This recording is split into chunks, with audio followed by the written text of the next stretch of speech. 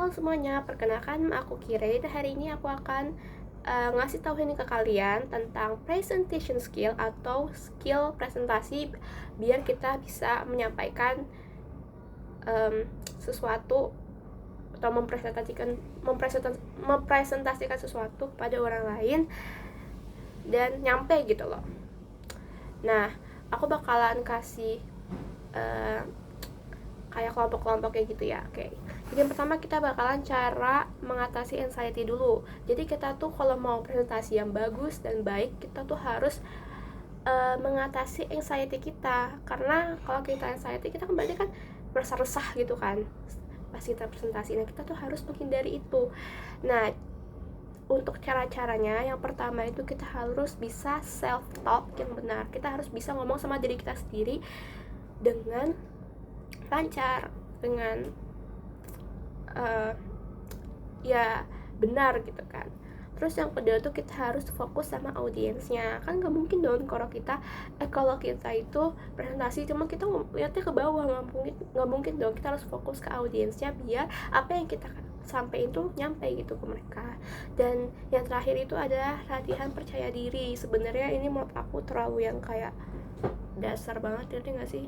Kayak gimana maksudnya latihan percaya diri gitu ya. Mungkin kalian bisa coba presentasi di depan, sebelum di depan kelas mungkin kalian bisa presentasiin ke teman kalian, satu teman kalian atau dua teman kalian, sebelum kalian bisa presentasiin ke orang banyak gitu.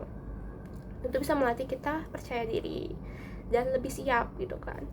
Terus yang kedua itu ada vocal expression. Nah, setelah mengatasi anxiety, kita juga harus bisa mengatur ekspresi kita pas kita presentasi. Nah, pertama tuh di openingnya alias pembukaannya kita harus bisa, kalau bisa ya kita harus calm and bervolume. Jadi warm and volume. Maksudnya tuh kita harus pembawaannya harus hangat dan juga bervolume biar si audiens ini ngerasa kalau kita tuh beneran ngomong. Jadi kayak si audiensnya langsung berfokus pada kita gitu pas di opening sebelum masuk ke topik aslinya gitu, alias main topik gitu. Nah, baru deh di main topik ini kalian bisa kayak kasih antusias gitu.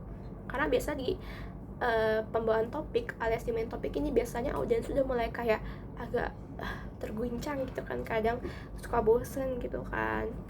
Nah, terus yang di closingnya kayak ya, kalau closingan gampang lah ya, kalian pasti bisa kok closingan mah, gak usah ribet-ribet.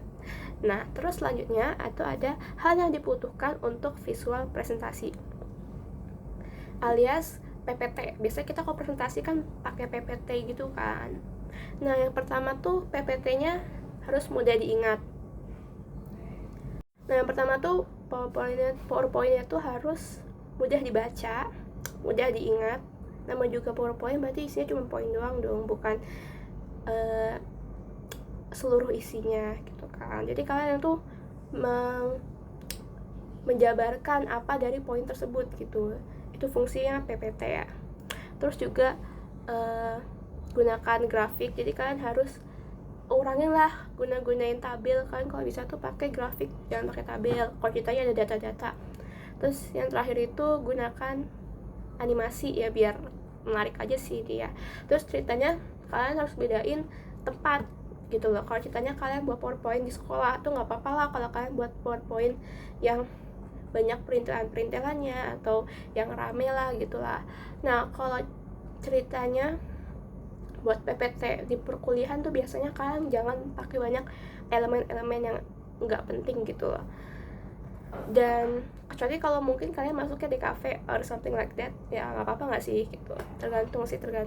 Terus selanjutnya tuh ada struktur yang populer. Nah, ini tuh kayak apa ya, kayak resepnya gitu loh. Pokoknya kan harus pay attention, desire, action, terus ada prep sih, maaf salah ngomong, point, reason, example, point, nah pokoknya itu lah ya. Terus ada handle the audience. ya kan, harus bisa mengatur audiens lah pokoknya ya. Itu mulai dengan opening yang kuat, gunakan bahasa tubuh, terus libatkan audiens secara langsung. Kalian harus bisa terkoneksi sama audiens, terus sama jaga durasi dan ritme. Jadi kalian juga harus tahu waktu gitu, bukan ngomong sesuka hati kalian gitu. Terus yang terakhir tuh etika berkomunikasi. Nah, etika pasti kan harusnya udah ngerti lah kalau ini ya.